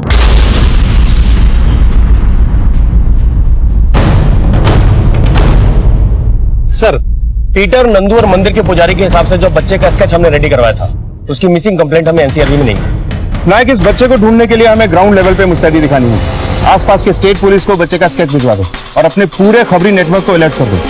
हो सकता है ये किसी बहुत बड़े गिरोह का काम है जो हमें कानूनी प्रोसेस में उलझाने के लिए इंटरस्टेट चाइल्ड ट्रैफिकिंग करता है। सर, ये बच्चा अगर चोरी करनी है तो बच्चा रोशनी का ही है, और एक माँ अपने बच्चे को क्यों बेचना चाहिए? नायक, अगर रोशनी बच्चे को नहीं बेचना चाहती थी तो उसने बच्चे को अम्मा से मिलवाया क्यों? और क्या कनेक्शन हो सकता है अम्मा के खून का इस रोशनी और बच्चे से? सर, मैंने सुधाकर, चंदा और सोनम तीनों के बिल खोदने शुरू कर दिए। बहुत जल्द ये तीनों हमारे ताबे में होंगे। गुड, इन सबके हाथ लगते ही इस केस की सारी कड़ियां आपस में जुड़ने लगी। लेकिन ये रोशनी आखिर जा कहां सकती? बेटा, अम्मा की याद आ रही है? हाँ पापा, मुझे अम्मा के पास जाना है। अम्मा आ जाएगी बेटा।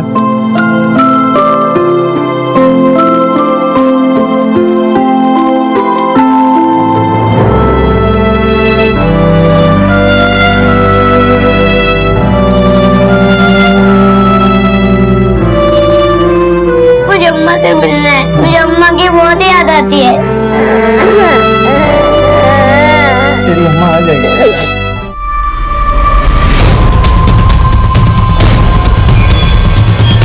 ठीक है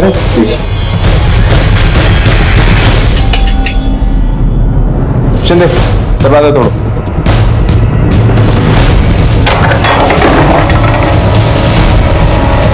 रोशनी से पहले हमें उस तक पहुंचना है और इस बिल्डिंग का सीसीटीवी फुटेज चेक करो, बॉडी को पोस्टमार्टम के लिए भेजो। ये दूसरा मौका था जब रोशनी पुलिस की गिरफ्त में आते आते निकल चुकी थी। आखिर रोशनी करना क्या चाहती थी? उसने सोनम का कत्ल क्यों किया? क्या वो अकेले ही इन सारी वारदातों को अंजाम दे रही थी या फिर उसका पति वेणु भी इस खून में शामिल था? रोशनी के साथ वो बच्चा कौन था जो इतने दिनों से अपने घर से दूर था और उसके घर वाले उसके लिए परेशान नहीं थे? किसी भी पुलिस स्टेशन से उस बच्चे की कोई मिसिंग कंप्लेंट भी नहीं मिली थी। रोशनी सुधाकर से क्यों मिलना चाहती थी? रोशनी का अगला शिकार वो सुधाकर तो नहीं? क्या सुधाकर इस बच्चे से जुड़ा कोई राज जानता था? सर मुझे लगता है इस बच्चे का इस मर्डर से कोई ना कोई कनेक्शन तो जरूर है। पुलिस ने अब अपना रुख रोशनी से जुड़े दूसरे अहम नाम सुधाकर की तरफ किया। सुधाकर का फ्लैट कौन सा है? सुधाकर तो अब यहाँ नहीं रहता साहब। 1 साल पहले वो फ्लैट बेचकर अपना चला गया। क्यों ये तो मुझे पता नहीं, पर सुना है कोई प्यार व्यार का चक्कर था, शायद पागल सा हो गया था वो किसी के प्यार में। अच्छा आप बता सकते हो इस वक्त सुधाकर कहाँ मिलेगा? ये तो मैं नहीं बता सकता, लेकिन हाँ मेरे सोसाइटी के कुछ लोगों ने उसे यहीं कहीं आसपास घूमते फिरते देखा।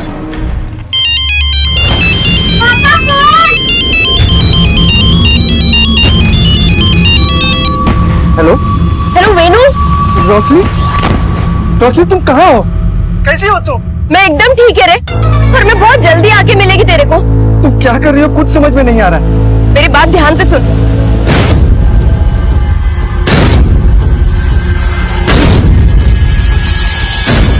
हेलो रोशनी, हेलो सर। सोनम का सोसाइटी का सीसीटीवी फुटेज आया सर। सीसीटीवी फुटेज में ये एक बंदा मिला है जिसे सोसाइटी में कोई नहीं जानता। रोशनी के घर से बाहर जाने के बाद लगभग 1 घंटे बाद ये बंदा सोसाइटी में घुसा। सुधाकर की बिल्डिंग के सेक्रेटरी को ये फोटो दिखाकर पूछताछ करो। सर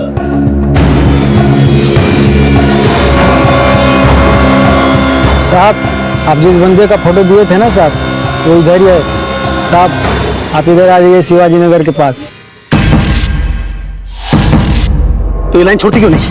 तुझे कितनी मसंद है इस लाइन में, कुछ नहीं रखा, छोड़ती क्यों नहीं तू लाइन ये? सुधाकर जा अपना काम कर, देख धंधे के टाइम पे टाइम खोटी मत कर। तू मेरी बात क्यों नहीं मान रही? तू रुक जा, तू रुक अभी। पकड़ इसको, पकड़।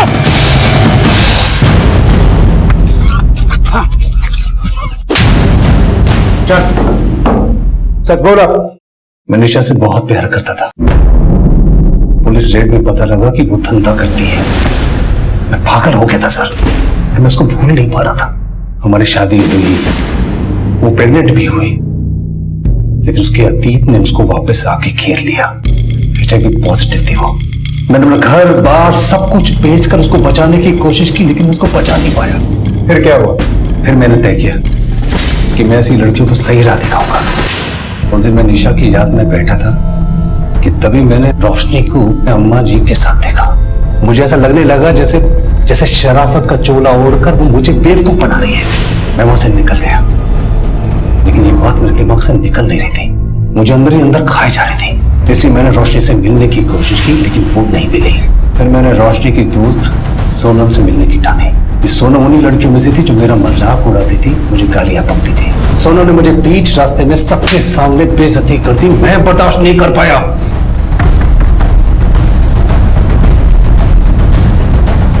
तो यहाँ तक आ गया, चल यहाँ से। तू नहीं सुधरेगी? अच्छा, तो उस दिन रोड की माते को समझ नहीं आई क्या? यहाँ घर तक चलाया। देख, दिस इज माय लाइफ, मेरा जो मन आएगा मैं वो करूंगी। तू होता कौन है रोकने वाला? चल निकल यहाँ से। आया बड़ा मुझे समझाने वाला नहीं अलग तू ऐसा नहीं मानेगी ना? मुझे पता था कि अम्मा के मर्डर के बाद पुलिस रोशनी के पीछे पड़ी और सोनम का पर्स रोशनी के घर में फेंक दिया ताकि पुलिस रोशनी को पकड़ ले। रोशनी और वो बच्चा कहाँ है? या उन्हें भी मार डाला? अम्मा को भी तूने ही मारा था ना? नहीं सर, अम्मा को मैंने नहीं मारा। मैं तो रोशनी को ढूंढना था मारने के लिए। एक मिनट सर।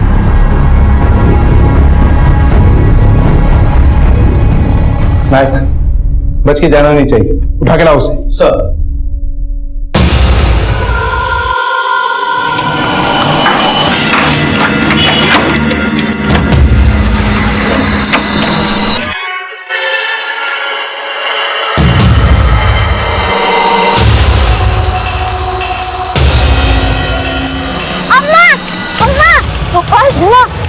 चलो चलो टाइम नहीं है, चलो चलो चलो चलो।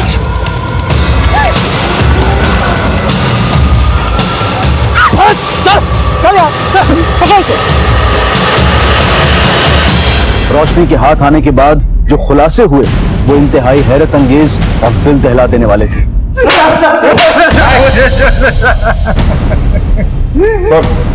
साहब मुझे माफ कर दो, मैं डर गया था। मैंने चाकू देखा तो मुझे लगा कि रोशनी के हाथों कुछ गलत हो गया। वो बच्चा जो तुम्हारे साथ था वो कौन था और अब कहाँ है वो? साहब एक दिन मेरे फूल के ठेले के पास कोई बच्चे को छोड़ के गया था। मैं उसको पुलिस के पास लेके जा रही थी पर अम्मा मिल गई मेरे को। कैसी हो तुम? मैं अच्छी हूँ अम्मा। बड़ा प्यारा बच्चा है, क्या नाम रखा है इसका? अरे नहीं अम्मा, ये मेरा बच्चा नहीं है। वो मेरी फूल की दुकान के पास कोई छोड़ के गया। पुलिस के पास छोड़ने जा रही है मैं। देख रोशनी, अभी अभी तूने अपनी पुरानी जिंदगी को ठुकराकर अपनी नई जिंदगी शुरू की है, और अगर तू पुलिस के पास जाएगी तो तेरी पिछली पूरी कुंडली खोली जाएगी। तू क्या चाहती है कि जो तेरी अच्छी खासी जिंदगी चल रही है तो पुलिस के चक्कर में खराब हो जाए? मेरी पिछली जिंदगी के बारे में इधर किसी को भी नहीं पता था साहब, इसलिए अम्मा ने बोला कि वो अपने किसी भरोसे के आदमी को भेजकर उस बच्चे के माँ बाप का पता लगवा कर उनको पहुंचवा देगी। थोड़ी तसल्ली हुई थी सर, पर उस बच्चे को मैं खुद उसके माँ बाप के पास पहुंचाना चाहती थी। इसलिए अगले दिन अम्मा की बताई हुई जगह पर मैं उस बच्चे को लेकर पहुंची।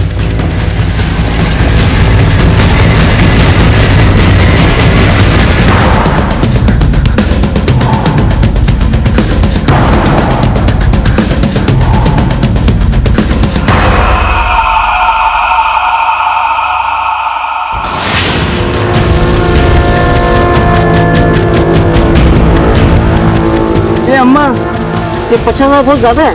अरे ये तो लड़का है। कोई ज्यादा नहीं है, पकड़। अम्मा पागल हो गई है तू? बच्चा बेचेगी तू? नहीं देगी मैं बच्चा। दे मुझे बच्चा। छोड़ बच्चा, छोड़, तो मार डालेगी मैं। पागल हो गया क्या? सबको मार देगा। ये कैसा कौन साफ करेगा अभी? ए पांडो, ऐसा बोल, चिल्लाने का नहीं था।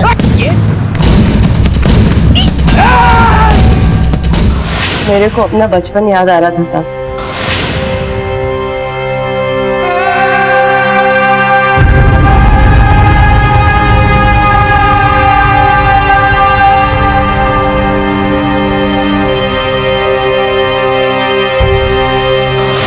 वो बोलते हैं ना साहब, जैसा हम करते हैं वैसा हमारे बच्चों को भुगतना पड़ता है। तो मैं इस बच्चे के साथ कैसे बुरा करती थी साहब? इसके साथ बुरा करती तो मेरे बेटे को भुगतना पड़ता ना। कहाँ है वो बच्चा? सर बच्चे को तो मैं सुधाकर के हाथों सौंपना चाहती थी। इस सुधाकर ने मेरी मदद की थी मेरे को फूलों का ठेला लगाने में। तो सुधाकर मेरे को मिला ही नहीं साहब। अच्छा हुआ जो तुम्हें सुधाकर नहीं मिला, क्योंकि सुधाकर ने ही सोनम का खून किया तो तुम्हें भी मारना चाहता था। सुधाकर ने सोनम को मार डाला? हाँ, बच्चा कहाँ?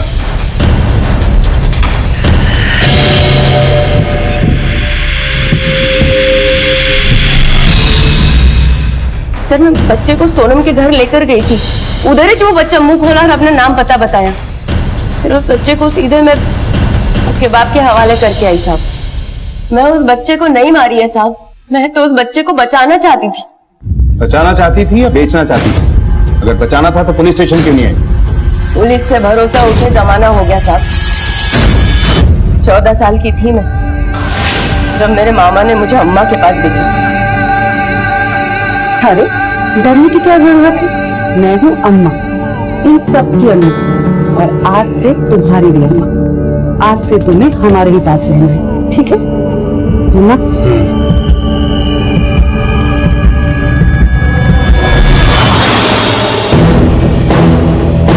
बहुत हिम्मत करके एक बार भागी थी मैं वहां से साहब, जाकर सीधा पुलिस वाले से टकराई। सोचा था कि अब बच गई मैं, पर वो मेरी गलतफहमी थी साहब। उसी पुलिस वाले ने मुझे सीधा अम्मा के पास कोठे पर ले जाकर बैठा दिया। पुलिस वालों का अम्मा के पास रोज का आना जाना था साहब। हमेश लोग खुश करते थे उन्हें। कैसे करेगी मैं पुलिस वालों पर भरोसा, बताइए? मैं मानता हूँ कभी कभी रक्षक भी भक्षक बन जाते हैं, लेकिन सब लोग एक जैसे नहीं होते। पुलिस का काम लोगों की रक्षा करना होता है। बीती बातों में रहकर तुमने भूल की। सिर्फ बीती बातें नहीं है साहब, अम्मा के कत्ल में भी वो शामिल है। तुम बिना वजह पुलिस वालों को बदनाम कर रही हो। नायक, देखो, कानून सबके लिए एक जैसा होता है, फिर चाहे वो कोई भी हो। लेकिन तुम्हारी बातें अगर झूठ निकली ना तो देख लेना बचोगी नहीं। तो हमें उस पुलिस वाले का नाम बताओ। संजय कदम नाम है साहब उसका, हेड कांस्टेबल है और अम्मा का वर्दी वाला पार्टनर। अगर इसकी बातों में सच्चाई है और हम इसके खिलाफ कोई एक्शन लेते हैं तो इसका भरोसा कानून की वर्दी पर से हमेशा के लिए उठ जाएगा। कानून में लिखा है, भले ही 100 गुनहगार छूट जाए लेकिन एक बेगुनाह को सजा नहीं होनी चाहिए। और हमें सिर्फ इसके ऊपर शक है, हमारे पास इसके खिलाफ कोई सबूत नहीं है। एक काम करो, कांस्टेबल संजय कदम की डिटेल्स निकलवाओ, उसकी प्रॉपर्टी से लेकर बैंक बैलेंस तक, किस किस के साथ टच में है, अंडर द टेबल कितना खाता है, इसकी पूरी कुंडली चाहिए मुझे। डिपार्टमेंट को इसके बारे में जरा सी भी भनक नहीं लगनी चाहिए और उस फकीरा को भी खोद के निकालना।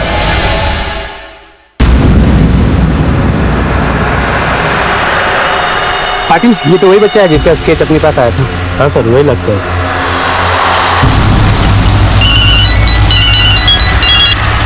हेलो, आपने जिस बच्चे का स्केच भेजा था उसकी लाश मिली है मुझे। सर ठाणे पुलिस का फोन था। घोड़बंदर रोड में एक बच्चे की लाश मिली जिसकी शक्ल हमारे दिए हुए स्केच से मैच करती है।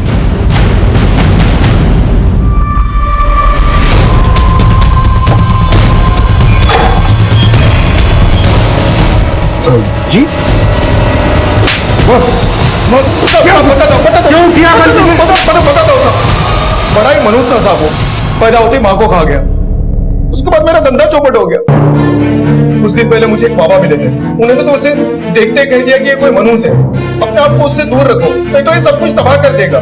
मैं उसे जाके कहीं दूर छोड़ आया था, लेकिन वो औरत फिर ले आई उसे यहाँ। बंटी बेटे कहाँ चले गए थे? बंटी बेटे जी, ये आपका ही बेटा है? हाँ जी, मेरा बेटा है, दरअसल खो गया था। जी शुक्रिया। मुझे समझ में नहीं आ रहा, मैं बहुत परेशान हो गया था साहब। मैंने फिर तय कर लिया था, उससे हमेशा के लिए पीछा छुड़ा दूंगा। क्या नसीब पाया था बंटी ने। एक तरफ एक औरत ने अपनी जान से खेल के उसकी जान बचाई, दूसरी तरफ उसे जिंदगी देने वाले उसके राक्षस बाप ने उसकी जिंदगी छीनी। अतीत से हमारी भागने की रफ्तार चाहे कितनी भी तेज क्यों ना हो, किस्मत हमेशा 2 कदम आगे ही होती है। बंटी एक अंधश्रद्धा का शिकार बना था और पुलिस के सामने अब भी बड़ी चुनौती ये थी कि रोशनी ने एक पुलिस कर्मचारी पर ही संगीन आरोप लगाए थे। क्या वो जानबूझकर पुलिस पर कीचड़ उछालना चाहती थी या फिर उसकी बातों में वाकई कोई सच्चाई थी? मामला नाजुक था, इसलिए पुलिस ने बड़ी मुस्तैदी और संजीदगी से इस मामले की खुफिया जांच शुरू कर दी। लायक एक सरकारी नौकरी जहां इतनी महंगाई में लोग मुश्किल से गुजारा कर पाते हैं, ये संजय तो लखपति बन गया। सर संजय के अकाउंट में जो पैसे ट्रांसफर होते थे वो किसी इस्माइल यूसुफ के अकाउंट से होते थे। मैंने इसकी भी हिस्ट्री निकाली सर। इसे फकीरा के नाम से जाना जाता है। प्रोस्टिट्यूशन और ह्यूमन ट्रैफिकिंग कई केसेस है इस पर। एक बात और सर, इसी अकाउंट से अम्मा को भी पैसे ट्रांसफर होते थे। इसका मतलब है कि रोशनी सही कह रही, हो सकता है ये दोनों अम्मा के मर्डर केस में भी इन्वॉल्व। ऐसे करते हैं, पहले इस फकीरा को घेरते हैं, बाद में संजय को देखेंगे। वैसे भी संजय को रंगे हाथों पकड़ना होगा।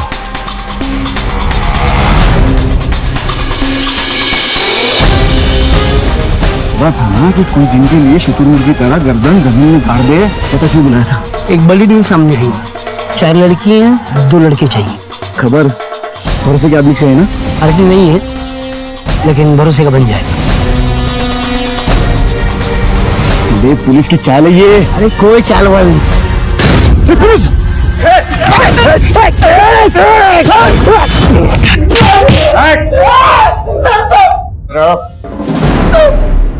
जिस दिन हम पुलिस में भर्ती होते हैं ना, उस दिन कसम खाते हैं चाहे हमारी जान भी चली जाए हम लोगों की रक्षा करेंगे, देश के साथ गद्दारी नहीं करेंगे। लेकिन तुझ जैसे लोग जो अपनी सगी माँ के नहीं हुए वो देश के क्या काम आएंगे?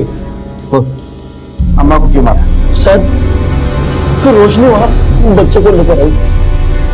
अम्मा ने पहले 1 लाख रुपए बच्चे के लिए लिए थे सर। इस डील के बारे में जब रोशनी को समझा तो उसने बच्चे को देने से इनकार कर दिया। फकीरा को गुस्सा और इसमें चाकू चला दिया सर। साहब बच्चा भी जा रहा था और पैसे भी जा रहे थे, तो चाकू लग गया, वो वहीं गिर गई। उन दोनों के झगड़े में वो रोशनी बच्चों को लेकर भाग गई। न जाने कितनी लड़कियों की जिंदगी बर्बाद की है तूने, और पता नहीं कितने बच्चों को मौत के कुएं में झोंका। और तू इस वर्दी को हम गीता और कुरान की तरह पवित्र समझते हैं, तूने इसी वर्दी पर कीचड़ उछाला है। कोर्ट से गुजारिश करूंगा कि तुझे सिर्फ और सिर्फ फांसी की सजा है।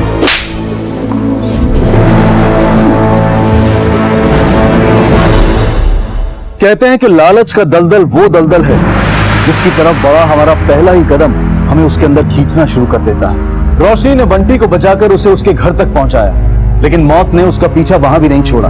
सुधाकर को अपना हमदर्द मानकर उससे मिलने के लिए निकली रोशनी इस बात से अनजान थी कि सुधाकर खुद उसका दुश्मन बन चुका है। पर जैसा कहते हैं ना कि शायद हम हमेशा वहीं पहुंचते हैं जहां हमारा अंजाम लिखा होता है। इस केस से सोच को एक नई दिशा मिलती है कि जो जैसा दिखता है, जैसा करता है, हो सकता है कि शायद उसके पीछे उनकी कोई दर्दनाक दास्तां छिपी हो। जिन हालात से वो जूझ रहे हैं उन्हें जाने बिना किसी के भी बारे में कोई गलत राय ना बनाए। न जाने इस ऊपरी दिखावे के पीछे उनकी कितनी मजबूरियां छिपी हैं। इसी विचार के साथ अब मैं अनूप सोनी आपसे विदा लेता हूं।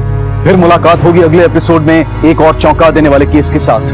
तब तक अपना और अपने परिवार का ख्याल रखें और देखते रहें क्राइम पेट्रोल डायल 100। सबक एक को सीख हम सबको। जय हिंद। इस तरह के और भी एपिसोड देखने के लिए हमारे चैनल को सब्सक्राइब करें और बेल आइकन दबाना ना भूलें।